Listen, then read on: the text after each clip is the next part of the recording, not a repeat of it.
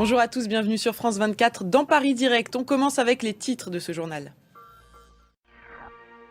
L'Ukraine de nouveau visée la nuit dernière par des attaques de drones et de missiles russes. Kiev a été touché, au moins 8 personnes ont été tuées dans la capitale. On compte également plus de 70 blessés. D'après l'armée ukrainienne, 70 missiles et 145 drones ont été tirés par la Russie. Natalia Odisharia.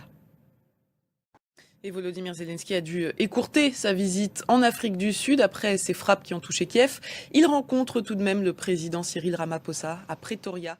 On va continuer de parler de l'Ukraine avec notre chroniqueuse internationale Anne Corpet. Bonjour Anne. Bonjour Cyrine. Donald Trump a refait pression hier sur Volodymyr Zelensky. Il l'a accusé de ne pas faire d'efforts. Là où ils ne sont pas du tout d'accord, c'est sur la question de la Crimée annexée par la Russie en 2014. Oui, Donald Trump considère le territoire perdu pour l'Ukraine. Merci beaucoup Anne Corpet. On vous retrouve à 13h30 pour un nouveau décryptage.